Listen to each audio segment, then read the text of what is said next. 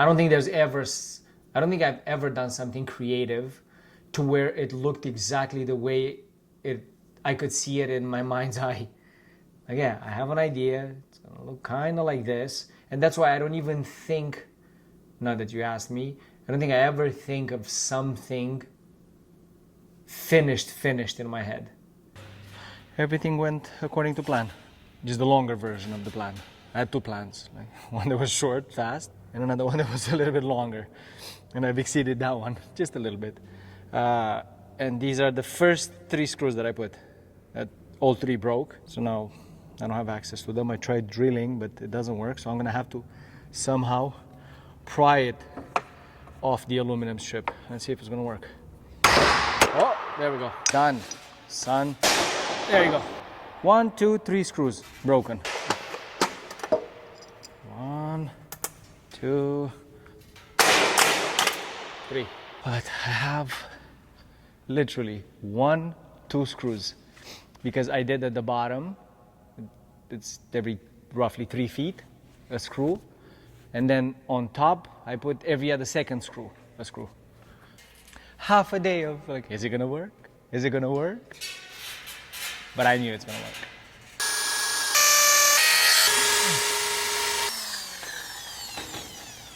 The concrete, when I look from that side, is so wavy. The actual slabs are wavy like this. So now you see, even though the strip of aluminum is perfectly straight, the end here is coming off like 1/8 of an inch, and the other side it's coming off like 1/4 inch. And I just want to close it.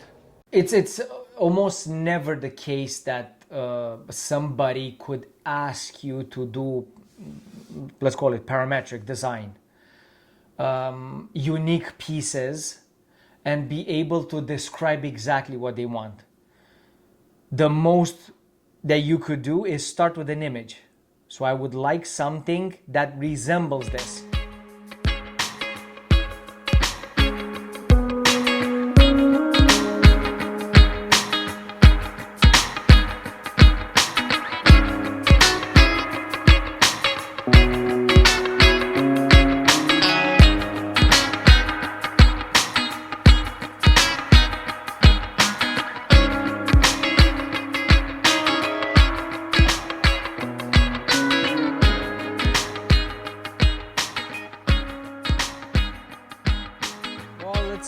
Done now.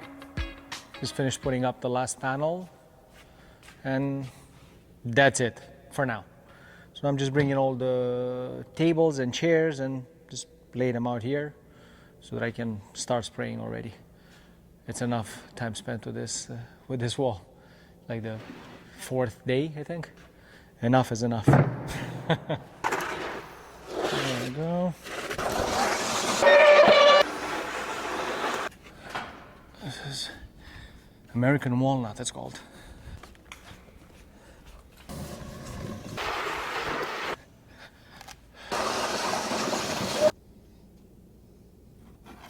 It's the one that I like the most. And it's so comfortable. But I screwed it into the trailer and it stayed for, I don't know, almost 2-3 weeks when it was like super, super hot. And with the screws in it, it forced the strips open. And you're gonna see when you're gonna sit on it. Why? So comfortable, so comfortable. The case of our parametric panels and tables and chairs, the client was Ioana, right? Because she was the one that came to me and told me like, I would like something like this. Can we do it? Most cases, like the chairs and tables, ended up being exactly what she had brought in. Visually. But if I were to break it down and go into detail, I can pinpoint dozens of little differences from the idea that was brought to me in image format to the actual product done. But as long as it resembles or it looks like what you brought in as an initial idea, I think that's a success. You start with an initial idea that's going to have to be developed to fit exactly what the client wants. If the client wants exactly that chair or that table, which was again the case with Ioana's requests, It ended up, like I said, if I show you the photo that was brought to me initially, and I'll show you a photo of the actual chair executed by me based on that initial photo, they look the same, but they're not actually. I could tell you that because I worked on them. They're like subtle differences that have appeared while the design was evolving. I can do whatever, but then because I have to keep in mind that I'll have to manufacture that three-dimensional piece, there's some limitations that the manufacturing has that have to be overlaid on the design. So that's when you slightly modify the design to make sure that you can put it into reality.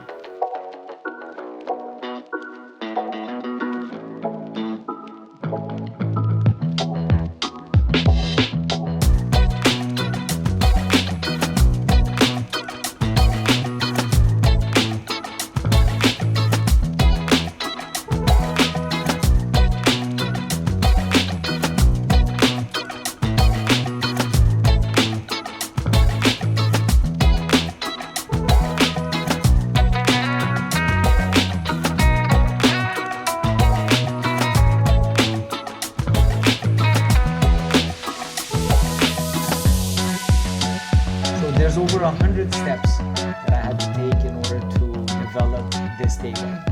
And now I can see them in a mini movie format in the software. And I didn't know I could do this. And it's really cool actually. So you can see from the initial drawing to the way the piece was developed in 3 dimensions, and then how it was sliced, and then because it's not only sliced, you have to slice it to where it's being cut by the CNC. And that's the intricate part here. And then there's a lot of math that you have to do to make sure that all the guiding holes and the screw holes that are going to help you put together the whole table go. And that's super intricate. Not math necessarily, because I'm not using formulas, but there's a lot of math involved. And physics and geometry. And hey, the table's right there.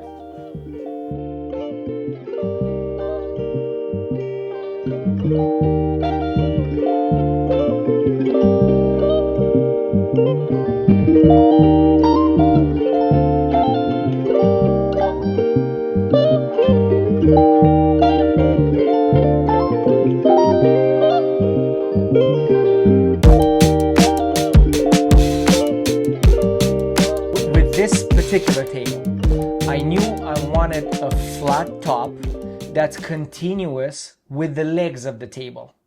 And then I knew that the legs of the table, I wanted them to have a slight inwards bend. And because the leg is as wide as the table, because that table doesn't have 4 legs, it has only 2 legs, right? Because it just folds. I wanted the leg to not only have a curvature sideways, but I want it to be curved inwards as well. So it almost looks like there's something made out of cloth actually there. That was in my head. And that inwards turn that the leg has to make on the interior of the table would be too sharp.